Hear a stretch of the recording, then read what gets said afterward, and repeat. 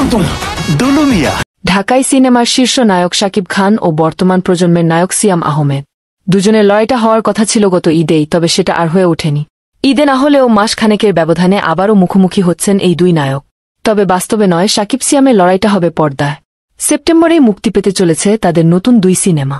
দরদ নিয়ে প্রেক্ষাগৃহে হাজির হচ্ছেন শাকিব খান, অন্যদিকে জঙ্গলি সিনেমা নিয়ে আসছেন সিয়াম আহমেদ। সিনেমা সংশ্লিষ্টদের দেওয়া তথ্যমতে সেপ্টেম্বরের প্রথম সপ্তাহেই প্রেক্ষাগৃহে মুক্তি পেতে পারে এই দুই ছবি। দরদের নির্মাতা অনন্য মামুন আগেই জানিয়েছেন 6 সেপ্টেম্বর সিনেমাটি মুক্তি পাবে। সঙ্গে আরও জানিয়েছেন এটি প্যান ইন্ডিয়ান ছবি হিসেবে একাধিক ভাষায় বিশ্বব্যাপী মুক্তি পাবে। একই মাসে জঙ্গলি মুক্তি দিতে চান ছবির পরিচালক এম রাহিম। তিনি জানিয়েছেন সেপ্টেম্বরেই জঙ্গলি আসতে পারে প্রেক্ষাগৃহে। সেভাবেই সব কাজ চলছে। মুক্তির দিনক্ষণ চূড়ান্ত না হলেও দরদের সঙ্গেই প্রেক্ষাগৃহে মুক্তি পাবে। ভক্তরা আশা করছেন দুটি ছবি ঘিরে প্রেক্ষাগৃহে দর্শকদের উন্মাদনা দেখা যেতে পারে। কারণ বর্তমান সময়ে শাকিব খানের ছবি মানেই প্রেক্ষাগৃহে বাড়তি উন্মাদনা।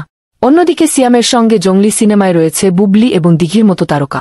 সব মিলিয়ে ঈদের বাইরেও প্রেক্ষাগৃহে আলোচিত নতুন দুইটি সিনেমা পেতে চলেছেন ভক্তরা।